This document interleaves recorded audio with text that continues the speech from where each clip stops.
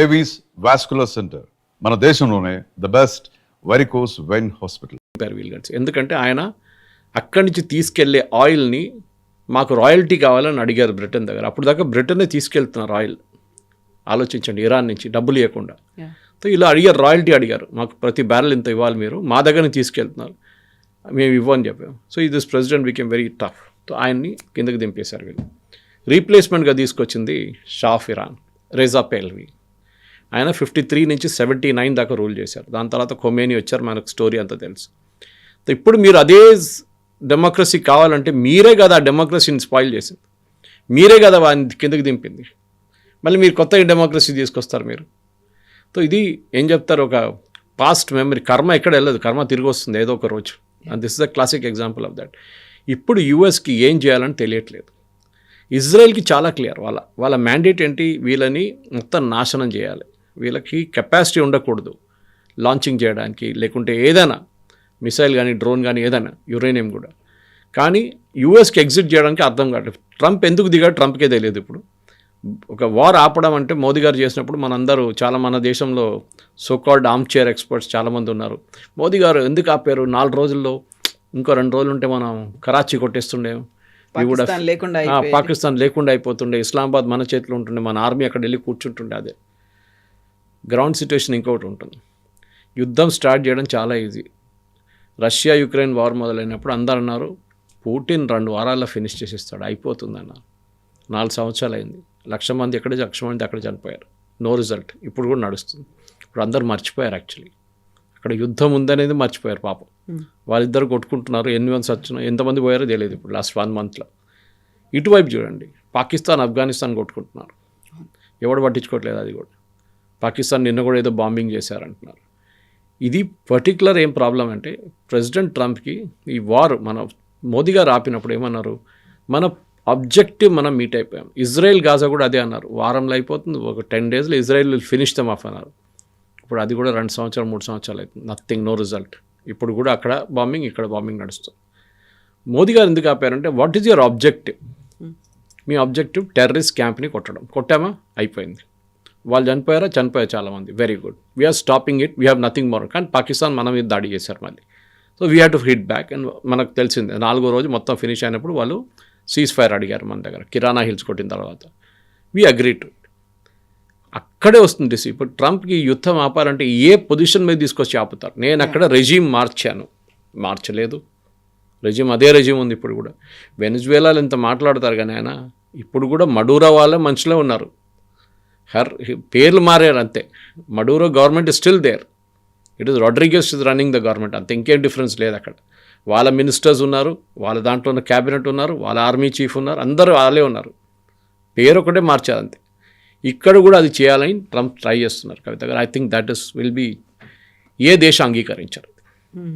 But అక్కడ ఆ condition ఉంటే, ఇప్పుడు మనమేమో రష్యా ఆయిల్ని మనం ఇంపోర్ట్ చేసుకోవచ్చు అనేది మళ్ళీ ఇంకొక చిన్న కండిషన్స్తో పెట్టినప్పుడు కూడా ఆయనే అంటాడు రష్యా నుంచి మనం ఆయిల్ కొనుక్కోవద్దని. ఒకవేళ మీరు కొనుక్కుంటే నేను ఎక్కువ ఇంపోజ్ చేస్తాను మీ మీద, ట్యాక్సులు టారిఫ్లు అన్నాడు. ఆ తర్వాత మీరు ఇండైరెక్ట్గా ఉక్రెయిన్ వార్కి హెల్ప్ చేస్తున్నట్టుగా అవుతోంది అనే మాట చెప్పి, ఇప్పుడు మళ్ళీ మనకు ఒక ఫ్రెండ్షిప్ లాగా ఏదో మీకు ఒక సాఫ్ట్ కార్నర్ ఉంది అన్నట్టుగా 30 days ఒక లిమిట్తో మళ్ళీ మనకి ఇస్తున్నాడు అంటే, వై హీఈస్ కంట్రోలింగ్ అస్? మన మీద ఆయన పెత్తనం ఏంటి?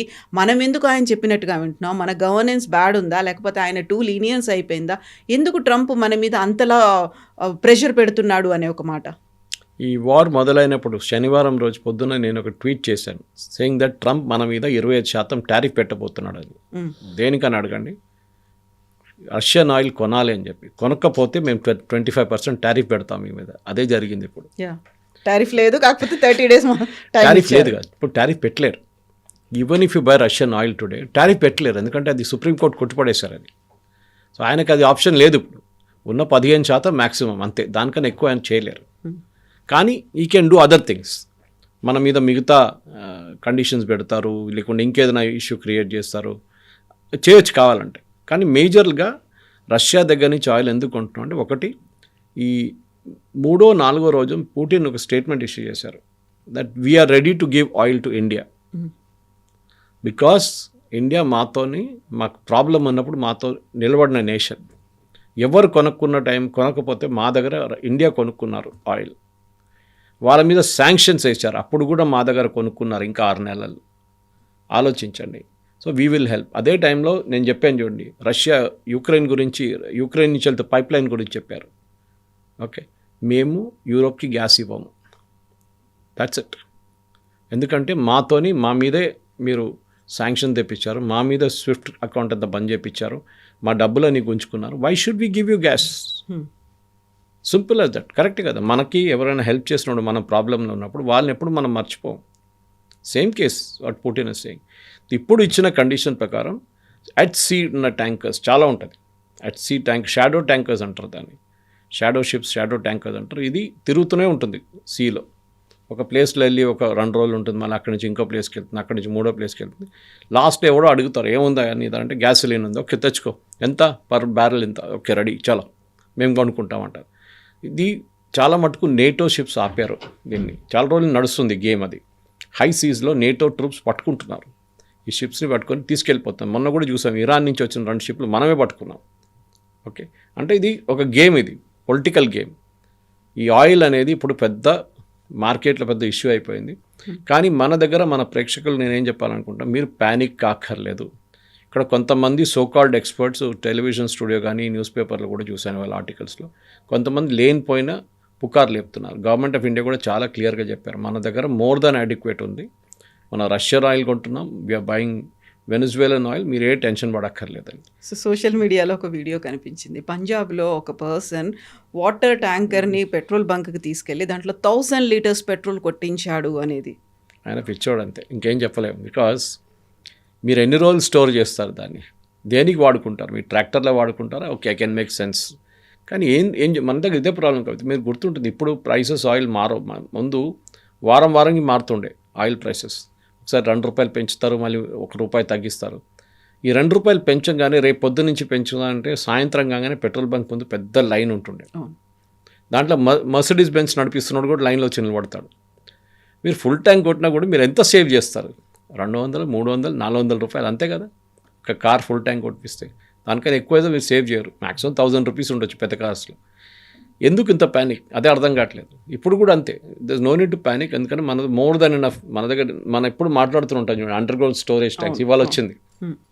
సాల్ట్ క్యావెన్స్లో కూడా మనం స్టోర్ చేస్తున్నామంట. సాల్ట్ తీసిన క్యావెన్స్ ఉంటుంది, దాంట్లో కూడా మనం యూఆర్ స్టోరింగ్ పెట్రోలియం ప్రోడక్ట్స్. కానీ ఇప్పుడు జరుగుతుంది ఎందుకంటే ప్రాబ్లం మెయిన్గా ఈజ్ విత్ ఖతార్ దగ్గర ఉన్న ఈ గ్యాస్ మనం తీయలేకపోతున్నాం బయటికి. అది మనం already Petronet force major class వేసారు నిన్న. అంటే మీరు కండిషన్స్ ఇప్పుడు ఇట్లా ఉంది, మేము కూడా ఏం చేయలేము, మేము కూడా తీసుకోలేకపోతున్నాం మీ దగ్గర నుంచి, మీరు కూడా ఆపేశారు ప్రొడక్షన్ అని చెప్పి. ఆయిల్ స్టోర్ చేసుకోవచ్చు, గ్యాస్ స్టోర్ చేసుకోలేము. So it's gonna be a problem. మన ఇండస్ట్రీస్కి ప్రాబ్లం వస్తుంది. కానీ మనం యూరోప్ లాగా మనం ఎక్కువ గ్యాస్ హీటింగ్ అంతా వాడడం మనం. So that is a great advantage మనకి. కానీ గ్యాస్ ప్రైసెస్ 51% నిన్న పెరిగింది బ్రిటన్లో ఒక రోజులో. చూద్దాం అది నెక్స్ట్ 2-3 డేస్లో ఏమవుతుంది. రష్యా మళ్ళీ అలౌ చేస్తారా, అది వాళ్ళ పైప్ లైన్ నుంచి మళ్ళీ పంపింగ్ అలౌ చేస్తే గ్యాస్ ప్రైసెస్ మళ్ళీ తగ్గుతుంది. కానీ ఓవరాల్గా ప్రెసిడెంట్ ట్రంప్కి ఒక ఎండ్ గేమ్ లేదు, అది పెద్ద ఇష్యూ అయిపోయింది. ఎక్కడ ఆపాలని అర్థం కావట్లేదు. డైలీ ఫస్ట్ డే సాటర్డే నుంచి నిన్న 6th డే ఈవినింగ్ దాకా ఇరాన్ ఫైర్ చేసే మిస్సైల్స్ 80% తగ్గింది, డ్రోన్లు 72% తగ్గింది. అంటే 2 things మస్ట్ బి హ్యాపెనింగ్. 2 కారణాలు ఉండొచ్చు. ఒకటి, వీళ్ళ దగ్గర ఆయుధాలు అయిపోతున్నాయి, తో బంద్ చేసేస్తున్నారు. రెండవది, వీళ్ళు సేవ్ చేసుకుంటున్నారు. డైలీ 50 కొట్టక్కర్లేదు, డైలీ 100 కొట్టక్కర్లేదు, డైలీ 200 డ్రోన్లు కొట్టక్కర్లేదు. మనం రోజుకి 10 డ్రోన్లు కొడదాం డిఫరెంట్ డైరెక్షన్స్లో, చాలు. వీళ్ళు ఎప్పుడు భయపడి ఉంటారు, ఎప్పుడు టెన్షన్లో ఉంటారు. ఇది మన ఒక నెల కోర్సు నడిపిస్తే Trump has to take a decision, exit. ఆ ఎగ్జిట్ సొల్యూషన్ ఏంటి చూడండి. ఇప్పుడు ఆయన ఏం చేస్తాడు, ఏమనంటే అంటాడు, నేను గెలిచేసాను, అయిపోయింది, వీఆర్ ఫినిష్ ద వార్ అని వెళ్ళిపోతారు. ఇది 11 నెలల ముందు కూడా జరిగిన ఇదే సీన్. అప్పుడు జూన్లో జరిగింది ఏంటి, మేము మొత్తం ఇరానియన్ న్యూక్లియర్ స్ట్రక్చర్ని కొట్టిపడేసాం, వీఆర్ డిస్ట్రాయిడ్ ఇట్ అన్నారు. మళ్ళీ 6 నెలల తర్వాత యురేనియం ప్రాసెస్ చేస్తున్నా అంటారు. ఎట్లా జరిగిందండి అది? Where did you get the centrifuge from? Centrifuge open మార్కెట్లో దొరకదు మీకు, చాలా రెస్ట్రిక్టెడ్ ప్రోడక్ట్. యూఎస్ దాని మీద ఫుల్ నిఘా పెట్టున్నారు. వాళ్ళ సిఐఏ కానీ మిగతా వాళ్ళు చెక్ చేస్తున్నారు వీళ్ళు ఏమైనా ఇంపోర్ట్ చేస్తారు. వాళ్ళు వీళ్ళ స్ట్రక్చర్ ఎట్లా డిస్ట్రాయ్ అయింది అంటున్నారు. చేయలేదు, జరగలేదు. స్మాల్ డ్యామేజ్ జరుగుంటుంది అక్కడెక్కడ.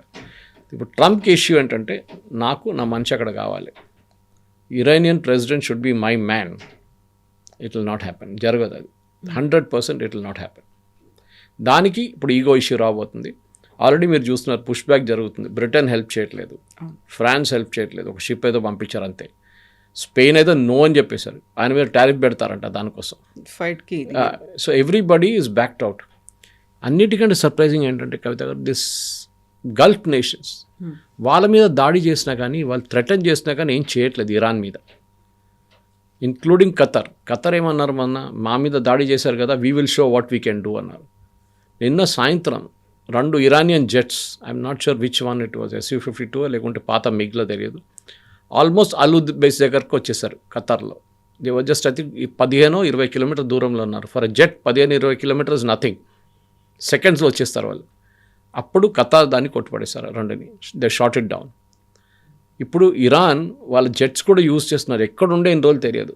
దానికి ఒక ఎగ్జాంపుల్ ఇవ్వాలంటే, Iran size 4 times that of France కన్నా 2 to 3 times to 4 times bigger than France. So మీరు ఎక్కడైనా దాచిపెట్టవచ్చు, మీరు తెహరాన్లో పెట్టక్కర్లేదు, ఇస్ఫహాన్లో పెట్టక్కర్లేదు, కోమ్లో పెట్టక్కర్లేదు, మీరు ఎక్కడో దాచిపెట్టవచ్చు ఏరియాస్లో, remote corners you can hide it. అప్పుడు మీకు ఇంకా దీన్ని ఎక్కడ ఉందని తెలుసుకోవడానికి ఇంకా పెద్ద ప్రాబ్లం అవుతుంది. ఒకటే అడ్వాంటేజ్ ట్రంప్కి ఏముందంటే, and Israel also, that first day వాళ్ళు డీకెపాసిటేట్ చేశారు న్యూ లీడర్షిప్ని. దాని తర్వాత ఖమెనీ అండ్ కమాండర్స్, దాని తర్వాత సెకండ్ లెవెల్ వాళ్ళే ఇప్పుడు హ్యాండిల్ చేస్తున్నారు. మీరు మొన్న ఒక బాంబింగ్ జరిగింది వీళ్ళది ఒమాన్ మీద, వీళ్ళు అన్నారు తప్పైంది అనేది. 2వ రోజు మళ్ళీ కొట్టారు. అంటే సంబడి హైరార్కీలో రాసి పెట్టారు, మన మీద బాంబింగ్ జరిగితే ఇది చేయాలి 1 2 3 4 5 6 అని. వాళ్ళు అదే చేస్తున్నారు. And they are not giving up. And they are not taking orders from the top, because nobody to take orders from. మీ కమాండర్ చెప్పాలి కదా, ఆపరా నాయనా అని చెప్పేసి. ఇది చెప్పడానికి ఎవరు లేరు. సో మాకు చెప్పింది మేము చేస్తున్నాం అంతే. సో ఒక్క రోజుకి వీళ్ళకి ఇప్పుడు ఎన్ని కొట్టచ్చు, ఒకరోజు మనం ఆపాలన్నా, should be hold it back, ఏం చెప్తారు, ఆ థింకింగ్ వీళ్ళకి రావట్లేదు. ఇది పెద్ద ప్రాబ్లం అన్నమాట. సో ఏ రోజు దీని ఎండింగ్ అవుతుందో అది ఎవరికి తెలియట్లేదు. ఇజ్రాయెల్కి తెలియదు, and Israel is not bothered. యూఎస్కి చాలా పెద్ద ప్రాబ్లం, ఎందుకంటే ట్రంప్కి పొలిటికల్ వెపన్ అయిపోయింది. నెటన్యాహుకి ఇష్యూ లేదు. ట్రంప్కి ఇప్పుడు లోకల్ ఫస్ట్ మొదలైన రోజులు 2-3 రోజులు అందరూ వా అన్నారు. ఇప్పుడు అందరూ వెరీ స్కెప్టికల్. ఏం జరుగుతుంది, ఇది ఎప్పుడు ఆపుతారు నాకు తెలియదు. చెప్పాను చూడండి, 6 సార్లు మార్చారు స్ట్రాటజీ. ఎవ్రీ వార్కి ఒక స్ట్రాటజీ ఉంది. ఈ వార్కి స్ట్రాటజీ లేదు, స్ట్రాటజీకి వార్ ఉంది. ఇప్పుడు అది జరుగుతుంది యూఎస్లో. ముందు మీరు దిగేటప్పుడే చాలా క్లారిటీగా రావాల్సి, మేము బాంబ్ చేయబోతున్నాం, వీళ్ళని డిస్ట్రాయ్ చేస్తాం, వీళ్ళని తీసేస్తాం, వీళ్ళని డీకెపాసిటేట్ చేసేస్తాం, అయిపోయింది. We will bomb their air bases, we'll bomb their IGRC officers, అన్నీ చేస్తాం. దాని తర్వాత ఏంటి, మీరు రెజీమ్ చేంజ్ తీసుకురావాలంటే మీరు బూట్స్ ఆన్ ద గ్రౌండ్ కావాలి మీకు, అంటే మనుషులు ఉండాలి. మీరు కర్డ్ రెబెల్స్ని పంపిస్తున్నారు. ఈ కర్డిష్ రెబెల్స్లో, ఇరాన్ వైపు ఉన్న రెబెల్స్లో చాలామంది దగ్గర ఆయుధాలు లేవు. మీరు ఆయుధాలు సప్లై చేయాలి కదా, దానికి టైం పడుతుంది. వాళ్ళకి ట్రైనింగ్ ఇవ్వాలి కదా. మీరు యూఎస్ వెపన్స్ ఇచ్చేస్తే అయిపోతుందా? వీళ్ళు తాలిబాన్ కాదు, వీళ్ళు ఇన్స్టెంట్గా రెడీ కావడానికి. తాలిబాన్ దగ్గర మొత్తం యూఎస్ వెపన్స్ ఉంది ఇప్పుడు కూడా, వాళ్ళు అక్కడ పెట్టిపోయిన వెపన్స్ అని.